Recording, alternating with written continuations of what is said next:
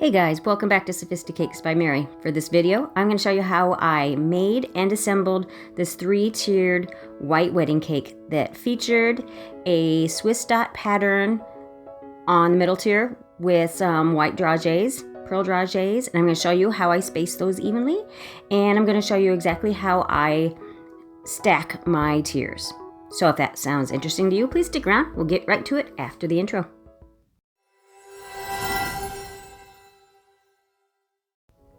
To start off this cake, I need to level my layers of cake.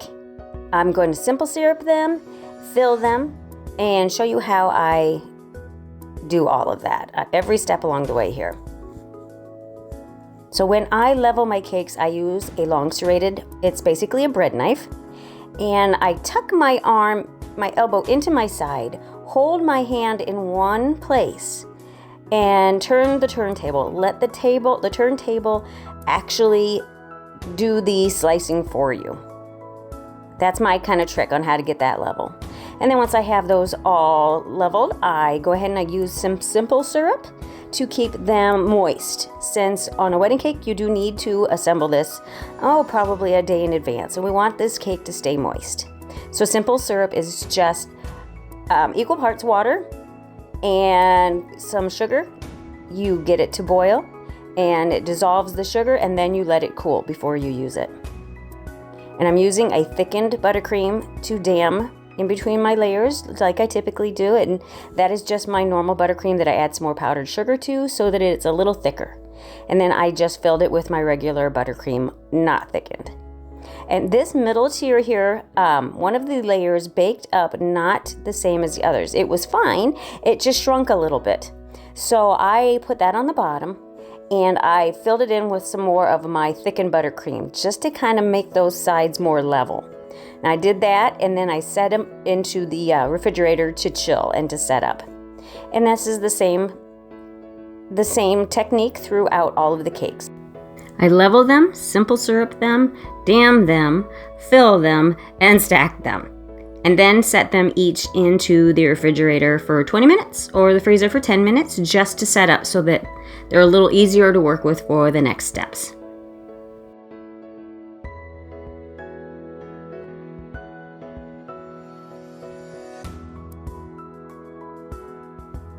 And once they have set up in the refrigerator or freezer, go ahead and do your first layer of buttercream, which is going to be your crumb coat. And a crumb coat basically just locks in those crumbs so that they don't come through your buttercream when you're scraping.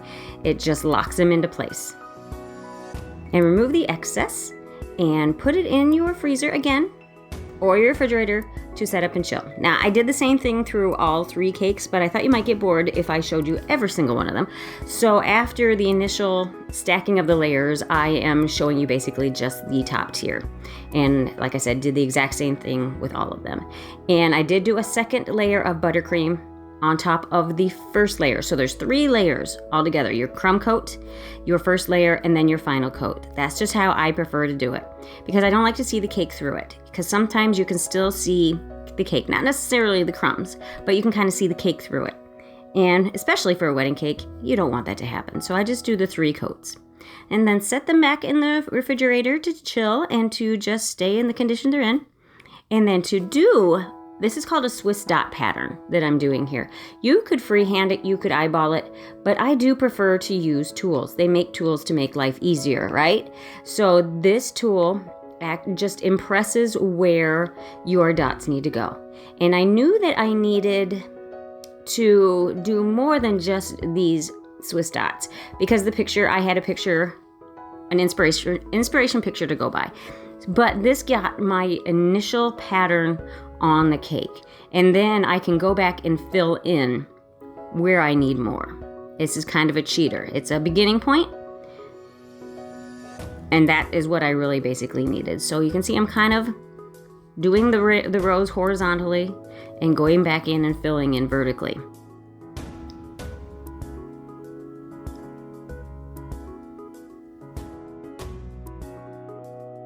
And now this is where I'm going in and filling in between the dots.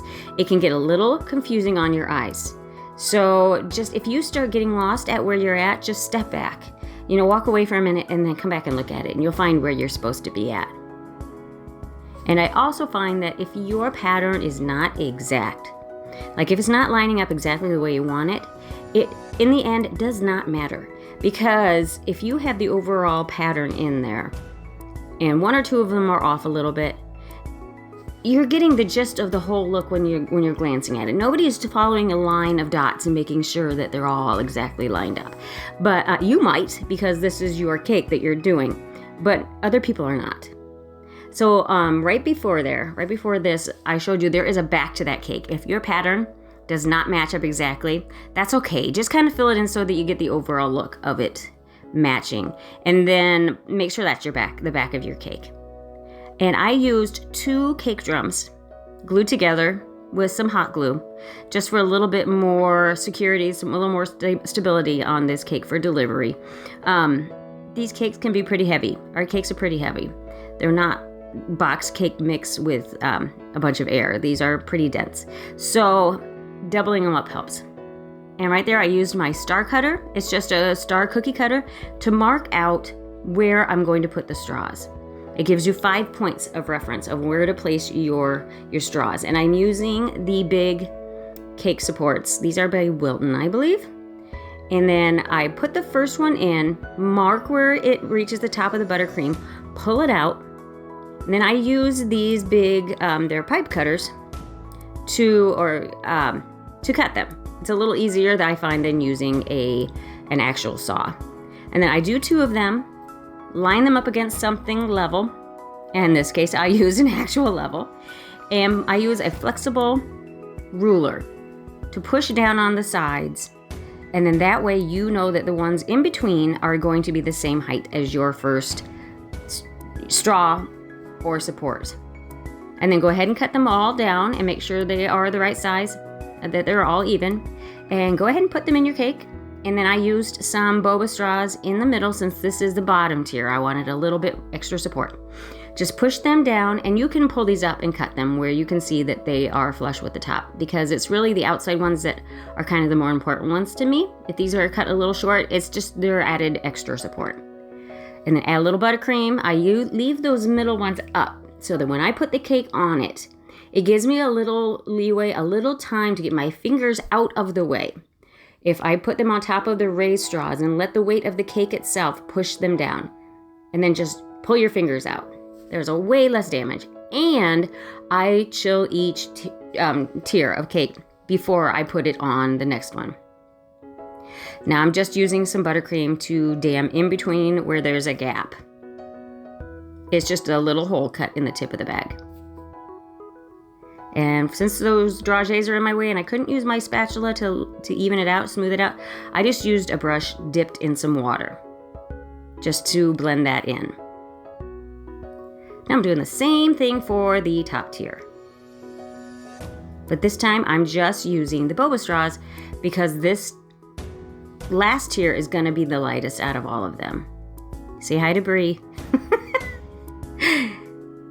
But I'm doing the same thing by lifting the straws back up after I push them down, lifting them back up in order to make getting the last tier on top a little easier. And this one was chilled too, that's why I can pick it up with my hands. If you need a little help, use a cake board just to kind of push it down. And since it is chilled, it's not going to hurt that cake. And then dam that also.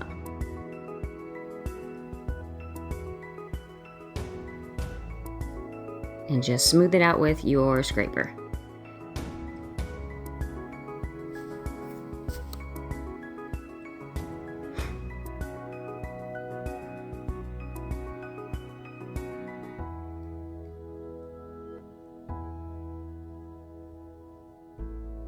And guys, that's really it for this one. The flowers were the final jewelry that were put onto the cake at the venue. And I know this is a fairly simple tutorial, not a whole lot of detail to it, but I think sometimes the simple elegance makes a bold statement.